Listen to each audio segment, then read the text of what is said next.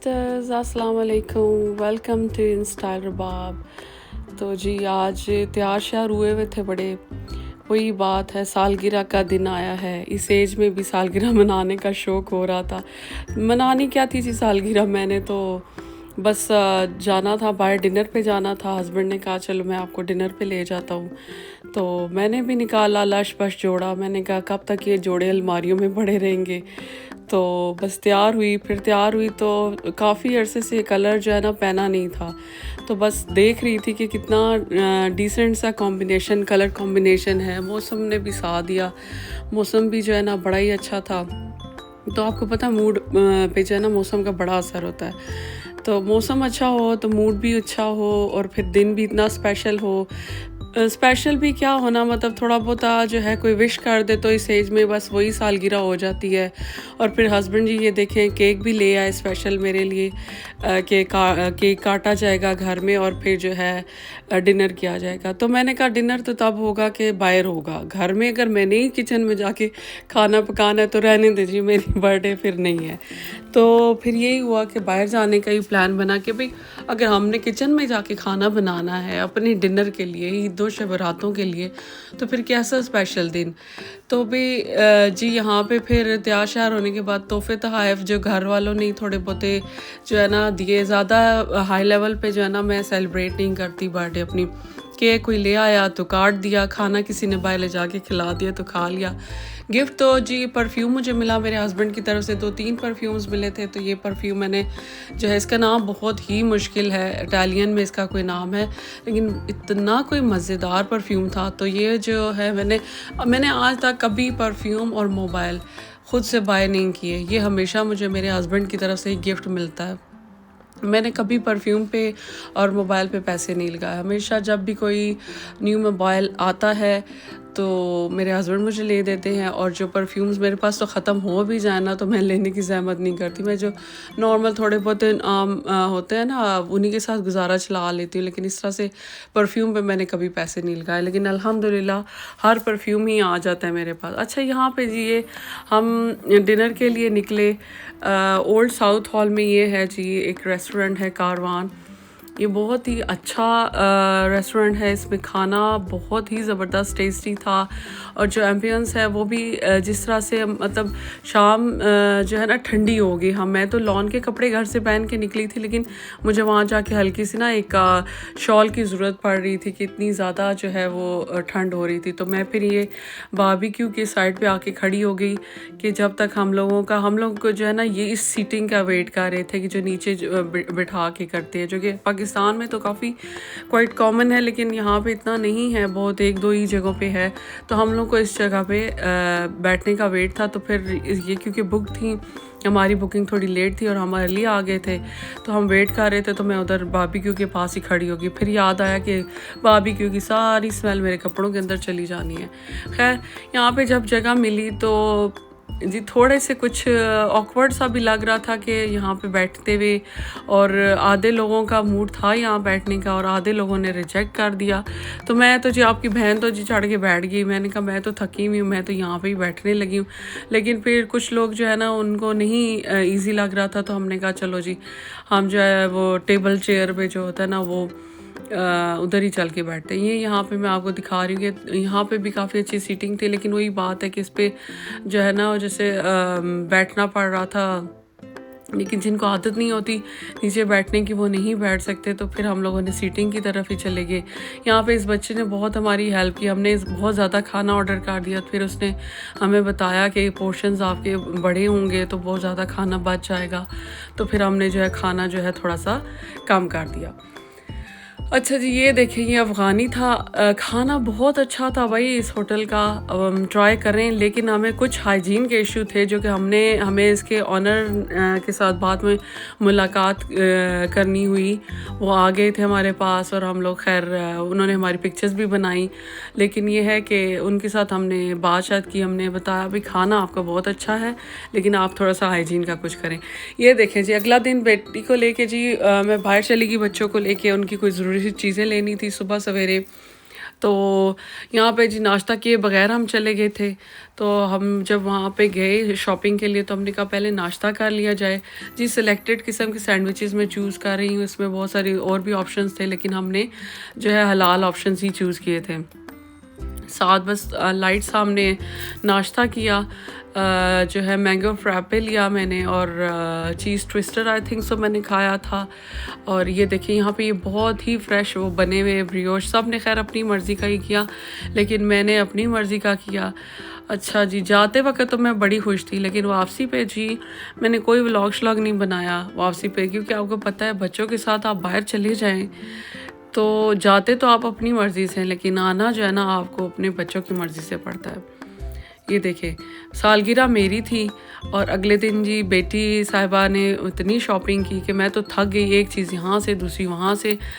हालांकि उसकी जब सालगिरह होती है तो हमारे घर में जो है ना सालगिरह उसी की ही मनाई जाती है, मेरी बेटी की मनाई जाती है, बल्कि वो प्री सालगिरह बर्थडे और पोस्ट बर्थडेज भी सेलिब्रेट करती है, पूरा मंथ ही सेलिब्रेट करती रहती है, कुछ फ्रेंड्स के साथ, कुछ फैमिली के साथ, कुछ किसके साथ। और फिर पता है बेटियों की बर्थडेज जो है ना ऐसा से करनी भी चाहिए क्योंकि वो बड़ी स्पेशल चीज़ होती हैं, रहमत होती है अल्लाह की। तो मैं बिल्कुल भी माइंड नहीं करती उसके डेज़ को सेलिब्रेट करने के, लेकिन उसके अलावा हमारे घर में और कोई भी कुछ सेलिब्रेशन इतनी ख़ास नहीं करते, बस इसी तरह थोड़ी बहुत ही खा लिया बाहर जाके, कुछ किसी ने दे दिया तो ले लिया, बस इतनी सी ही होती है।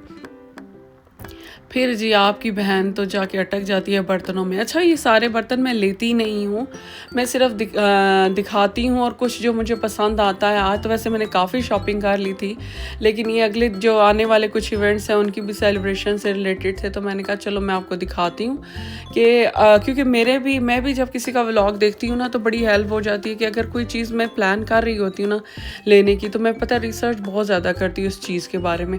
तो फिर जब व्लॉग्स में भी देख लेते हैं और फिर जो कुछ सिस्टर्स अच्छे से फीडबैक भी दे देती हैं व्लॉग में कि ये चीज़ लेनी चाहिए, ये चीज़ नहीं लेनी चाहिए, तो मैं फिर इसी चीज़ को अपने व्लॉग्स में भी फॉलो करती हूँ। ये देखें जी हैलोवीन आने वाला है, इतने प्यारे टेबल जो है ना डाइनिंग टेबल के जो प्लेस मैट्स होते हैं वो थे, लेकिन इतने ही खूबसूरत थे, मेरा दिल था अगर ये हैलोवीन से रिलेटेड ना होते ना तो मैं ज़रूर लेती। और ये देखें जी पीड़े, हमारे बचपनों में ये हुआ करते थे, बड़ा ही अच्छा लगा देख के ये यहाँ पे अवेलेबल थे। मेरा दिल तो कर रहा था और बहुत ही रीज़नेबल प्राइस में, अगर कोई सर्च कर रहा है तो आप जाके ज़रूर लेंगे, बहुत ही मज़े के। और बड़ी इसके ऊपर ही एम्ब्रॉयडरी हुई हुई थी एम्बोस में, अगर कैमरे में आई थिंक सो इतनी ज़्यादा से क्लियर नहीं आ रही, तो मेरे तो जगह नहीं है घर में, नहीं तो मैं ज़रूर लेती। अच्छा ये देखिए हर तरह के बैग्स और छोटे बड़े बैग, जिस किसी को कोई नीड है ना आजकल तो जाके ले लें। एक्सपेंसिव बैग्स भी, ये ड्यून का बैग है, ये बहुत ही खूबसूरत बैग है, और जो नॉर्मल प्राइसेस के बैग्स हैं वो भी अवेलेबल हैं। लेकिन बहुत सारी चीज़ें यहाँ पे क्लियरेंस पे भी हैं, अगर आप लोगों ने कुछ मिस कर दिया तो आप फ़ौरन जाएं और लें, बहुत थोड़े दिन रह गए मेरे ख्याल से, स्क्वीज़ होती जा रही हैं आयल्स जो है क्लियरेंस की। और ये देखें जी मिल गया ना, आप ढूंढें तो मिल ही जाता है। मेरी जो बिन है ना वो टूटी हुई थी, दिखा इसलिए रही हूँ कि क्लियरेंस से मैंने ये बिन उठा ली कि बहुत ज़्यादा डिस्काउंटेड पे तो नहीं थी, लेकिन देखें 10 पाउंड भी अगर आपको डिस्काउंट मिल जाता है ना तो इट्स अचीवमेंट के आपने कुछ थोड़ा बहुत जो है ना अवेल कर ली है उसको। ये देखें मेरी जो पिछली वाली सिल्वर वाली बिन आपको नज़र आ रही है वो ऐसी टूटी है कि वो बिल्कुल भी रिपेयरेबल नहीं है, और फिर लिट के बगैर तो बिन हो मज़ा नहीं आता, तो मैंने फिर उसको डिस्कार्ड करना था और मुझे ये मिल गई। तो मैं इसलिए आपको दिखा रही हूँ कि आप जाते रहें, ज़रूरी नहीं कि आप सब कुछ ही लेके आएँ, जो थोड़ा बहुत आपको मैं घर से निकली तो मुझे था नहीं कि मैंने बिन लेनी है, लेकिन वहाँ पे मुझे मिल गई, क्लियरेंस पे लगी हुई थी, और जो उसका कलर था वो भी मेरी उसके जो है ना किचन की थीम के साथ बड़ा ही मज़ेदार तरीके से फिट हुआ। सारा किचन मेरा आइवरी है तो बिन भी मुझे आइवरी से शेड में मिल गई, और बहुत अच्छे मज़ीद इसमें जो मेरी पुरानी वाली जो सामने आपको नज़र आ रहा है बिन है उसी स्टाइल की है, थोड़ी सी उसकी हाइट ज़्यादा है, लेकिन कुछ और थोड़ी सी टेक्निकलिटीज़ आपको पता है हर दिन के साथ जो है ना कुछ नज़र आ जाती हैं। ये जी देखें बर्तन रखने वाला स्टैंड एक ज़माने से मेरा पेंडिंग था, मैं कहती थी बस जिस दिन मुझे कहीं मूड बना, मुझे नज़र आ गया तो मैं ले आऊँगी। तो बस आज शायद मैं गई इस इरादे से थी कि बेटी के साथ ही शॉपिंग करनी है, बच्चों को ही करानी है, लेकिन जब आप इरादा करके जाते हैं ना तो आप यकीन करें आपको चीज़ मिलती नहीं है, और जब आप इरादा नहीं करते ना उस दिन आपको वो चीज़ मिल जाती है। बहुत ही प्यारा मुझे ये जो है ना 2 टायर्स के साथ मिला है, क्योंकि मुझे सिंगल टायर तो चाहिए नहीं। माशाल्लाह से आपको पता है हमारे घर खाने तो नहीं पकते, पूरे पूरे खापे पकते हैं। अब खापे पकेंगे तो बर्तन 2-4 प्लेटें, यहाँ जैसे गोरों ने 2 जो है ना प्लेटों में पास्ता खाया और वो धो के और सुखाने के लिए रख दी, वो हिसाब हम देसियों के घर में तो है नहीं। खापे पकते हैं, खापे खाने के लिए भी बहुत सारे बर्तन चाहिए होते हैं और पकाने के लिए भी, और फिर जो बर्तनों को धोना और वापस से सुखाना होता है वो भी एक अच्छा खासा प्रोसीजर होता है।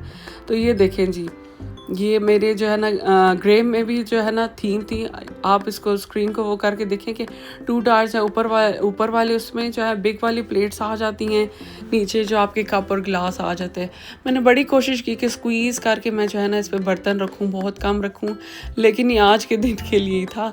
जिस दिन मेरे घर में हुई दावत या जिस दिन पके हमारे खापे, तो बस फिर इसने फुल हो जाना है, भर जाना है। यहाँ पे बारी आ गई है जी अब खाना बनाने की, क्योंकि सुबह जो नाश्ता किया था उसके बाद फिर बस शॉपिंग ही होती रही, और शॉपिंग भी आपको पता अच्छा खासा एक काम है, ऐसा काम है, ऐसा वर्कआउट है कि आप जब करने लग जाते हैं ना तो आपको अपना याद ही नहीं रहता कि आपको भूख लगी है कि प्यास लगी हुई है। यहाँ पे जी आप पुलाव बना रही थी, मेरा मूड था बिल्कुल क्विक सा पुलाव बनाने का। प्याज ब्राउन किया, उसमें जी चिकन डाले, चिकन में अच्छे तरीके से उसको ब्राउन करने के बाद यहाँ पे मैंने गरम मसाला, सूखा धनिया, ज़ीरा और जो क्रश चिली हैं वो डाल के इसको अब मैं जो है ना चिकन को अच्छे तरीके से भून रही हूँ। चिकन को यहाँ पे भूनना बहुत ज़रूरी है, क्योंकि मैं अक्सर कभी कभार किसी घर पुलाव खाती हूँ ना तो उस चिकन में ना टेस्ट नहीं होता, चिकन इसके बाद टेस्ट एक्सेप्ट ही नहीं करता। जब ये भुनाई हो रही होती है ना तो बस इसी टाइम पे चिकन जो है अपना जायका पकड़ता है। तो इस स्टेज को इग्नोर करना ठीक नहीं होता कि चलो जी चिकन है गल जाएगा, सिर्फ गलाना मकसद नहीं होता। यहाँ पे अच्छे तरीके से, यहाँ क्योंकि मैंने क्लिप्स काट के आपको बनाया तो मैंने ठीक ठाक किस्म का चिकन जो है भुना था, इतना भुना था कि यहाँ पे चिकन गल चुका था। और इसमें स्पेशली आप नमक ज़रूर डाल के इसको जो है भुना करें। नमक बाद में भी डाल सकता है, ज़्यादा कम भी हो सकता है, लेकिन थोड़ा बहुत इस टाइम ज़रूर डाल देना चाहिए। और फिर जो मसाले अगर आपने लेटर ऑन भी डालने हैं तो थोड़े थोड़े मसाले इस स्टेज पे भी डाल दें। यहाँ पे जी हमारे घर पुलाव बने और उसमें आलू ना डलें, ये हो नहीं सकता भाई। मेरे तो घर में आलू जो है हर चीज़ में जो है ना डलने बहुत ज़रूरी होते हैं। हालांकि मेरे हस्बैंड को आलू पसंद नहीं है, वो सिर्फ कीमा आलू खाते हैं, बाकी किसी चीज़ में भी उनको आलू पसंद नहीं है, लेकिन बाकी सब आलू के बगैर सांस भी नहीं लेते। तो बस ये आलू शालू डाल के इसको भून लिया था। बिल्कुल ही सिंपल तरीके से जो है मैंने चावल बनाए थे, लेकिन आपको पता है वैरायटी ऑफ चावल जो है वो तो बनाना आसान है, लेकिन जो सिंपल चावल है ना वहाँ से आपका जो एक्सपर्टीज़ का पता चल जाता है कि कितना आप अच्छे चावल बना सकते हैं। तो यहाँ पे अब पानी डाल दिया था। पानी मुझे थोड़ा कुछ कम लग रहा था, क्योंकि वही एक जो रूल है कि जो आपका मटेरियल इसके अंदर पड़ा उससे थोड़ा सा ऊपर पानी हो तो बहुत अच्छा जो है ना बैलेंस हो जाता है इसका चावलों का और इसका पानी का। यहाँ पे आप इसको दम जो है देना था, देना था, पानी को बॉयल करना था। और ये जो मेरे ट्विंस देख के हैं ना, इनकी वजह से तो मैं हर टाइम कंफ्यूज ही रहती हूँ। ये लिड जो है ना कभी मैं छोटे का बड़े पे दे देती हूँ और कभी बड़े का छोटे पे दे देती हूँ, जैसा अभी आपने देखा है। ये राइस जो है लैला राइस है, ये मैंने भिगो के रखे हुए थे। मैं गोल्डन लैला यूज़ करती हूँ। जो है हर तरह के और भी होते हैं, लेकिन ये बहुत अच्छे चावल बनते हैं, बहुत खुशबूदार बनते हैं और बहुत ज़्यादा लंबा हो जाता है चावल, चाहे आप इसको बॉयल करके बनाएं चाहे इसको आप सिंपल तरीके से बनाएं। तो आप अगर सर्च कर रहे हैं चावलों की तो ये चावल आप ट्राई करके देखें। इसके अलावा जी पंजाबी यखनी पुलाव मसाला, चाहे आप कोई भी चावल बना रहे हो उसमें थोड़ा सा ये ज़रूर काट के डाल दें। चावलों की क्वांटिटी के ऊपर डिपेंड करता है आपने कितने चावल जो है ना डाले हैं, उस हिसाब से मैं ये डाल दिया है शान का यखनी पुलाव मसाला। और बस जी अब हमारा जो है ना पुलाव रेडी था। पानी जो है बिल्कुल एब्जॉर्ब हो चुका था। आज यहाँ पे क्योंकि लाइट थोड़ी ज़्यादा है इस वजह से बहुत क्लियर नज़र नहीं आ रहे चावल, लेकिन जो है यहाँ पे बिल्कुल पानी जो है ड्राई हो चुका था। अब दम पे रखना था।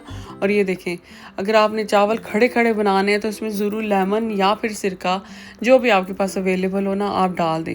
आपके चावल एक तो जुड़े हुए नहीं आते, खड़े खड़े होते हैं, और पूरा जैसे पूरा पूरा साबुत दाना होता है ना चावलों का, पकने के बाद भी वो टूटता नहीं है, खुला खुला सा चावल बनता है। आप ट्राई करके देखें, फिर आपको मेरी बात की समझ भी आ जाएगी कि मैं क्या कह रही हूँ कि किस तरह से खुले खुले आते हैं।